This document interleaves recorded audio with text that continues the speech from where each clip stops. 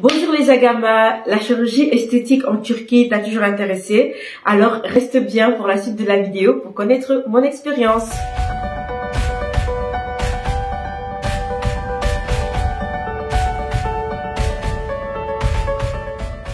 La Turquie, en fait, c'est un pays d'Europe de l'Est qui commence en fait à l'Europe de l'Est et qui va jusqu'à l'Asie. Elle est bordée par la Bulgarie, la Grèce, l'Arménie, la Géorgie, etc. Il y a plein de pays qui sont autour de la Turquie et la capitale c'est Ankara.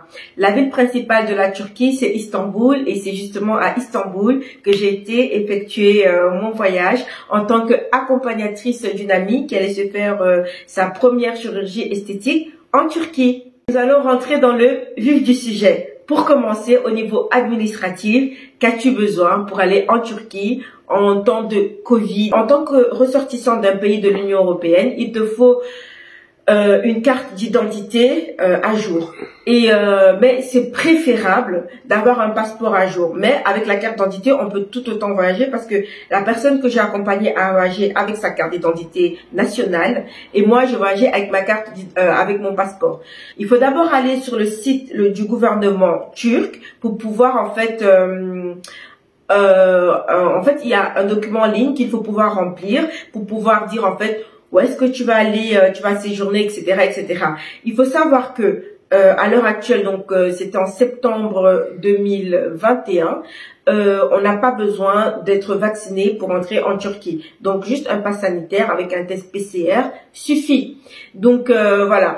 Et il faut comment dire, bien sûr avoir l'endroit où on va séjourner parce que ça nous permet en fait de pouvoir remplir une partie du document en ligne ou alors vous pouvez inventer l'adresse de l'hôtel aussi. Je pense que ça passera. Donc voilà. Faut pas que je dise ça. Pour ma copine, ça a d'abord été un démarcheur qui a pris contact avec elle en ligne via un site internet quelconque, ça peut être via Instagram, via Facebook, etc. Ensuite, ce démarcheur, en fait, elle est rentrée en fait dans un site que le démarcheur avait mis en ligne. Ensuite, le démarcheur rentre en contact avec elle via WhatsApp. Donc, il se change le numéro, il parle des premières il faut une première prise de contact et donc la suite se passe sur WhatsApp parce que franchement c'est plus facile puisqu'ils s'envoient des vidéos, des vocaux, etc. Donc le démarcheur en général il parle votre langue, ça c'est important pour je vais vous expliquer pourquoi dans la suite de la vidéo. Donc le démarcheur parle ta langue et donc il va rentrer en contact avec toi pour pouvoir en fait te soumettre toutes les cliniques avec lesquelles il travaille. Donc il fait démarcheur en général ils ont plusieurs cliniques avec lesquelles il travaille. Donc il va vous demander en fait de lui envoyer de décrire entre guillemets quelle chirurgie vous voulez faire. Alors il va vous demander des informations personnelles selon la chirurgie esthétique que vous voulez faire. Par exemple, si vous voulez faire les dents, il va vous demander voilà des photos. Il va vous envoyer en fait un modèle type pour le type de photo qu'il faut faire en fait. Ensuite, par exemple, si vous voulez faire la chirurgie du corps, il va vous demander votre poids, votre taille, etc., etc. Ensuite, par exemple, pour la personne que j'ai accompagnée, il vous dit si oui ou non la chirurgie pourra être faite selon voilà votre état de santé global et les questions qu'il va vous poser. Et ensuite, par exemple, la personne que j'ai accompagnée, et il fallait qu'elle fasse un régime en fait, il fallait qu'elle perde du poids pour pouvoir en fait faire la chirurgie qu'elle prétendait. Une fois que ces premiers contacts étaient faits, bien sûr le démarcheur est en contact avec les cliniques des médecins et des chirurgiens qui vont en fait recevoir vos photos, regarder votre dossier complet, ensuite analyser, donner des informations au démarcheur et le démarcheur viendra vers vous. Ce qu'il va faire, c'est qu'il peut aussi vous proposer en fait des hôtels. Il peut vous proposer en fait plusieurs types de packs. Il peut vous proposer le pack all inclusive, c'est-à-dire de la chirurgie jusque l'hôtel, jusqu'au billet d'avion, jusque tout.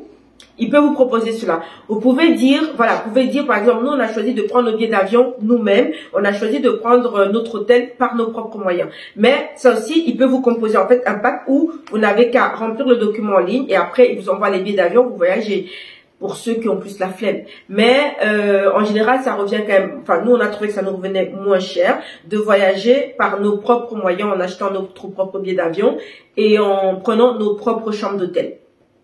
Donc voilà, donc le démarcheur revient avec plusieurs offres. Vous choisissez celle qui vous convient. Nous, on a dû après prendre notre billet d'avion. Une fois qu'on a la date du billet d'avion, le démarcheur alors va voir au niveau de la clinique pour voir à quel moment on peut programmer les opérations qu'on compte subir. Franchement, ça se fait mais ultra rapidement. Ce que j'allais vous dire avant, mais que je préfère vous le dire maintenant, que la plupart du temps, les Turcs ils ne parlent pas du tout anglais. C'est des personnes qui aiment bien leur langue, qui aiment leur pays et qui ne veulent pas spécialement. Je sais pas si c'est parce qu'ils veulent pas. En tout cas, notre accompagnateur nous a dit qu'en fait les Turcs ils aiment tellement leur pays, leur culture qu'ils se cassent pas la tête à apprendre en fait une autre langue.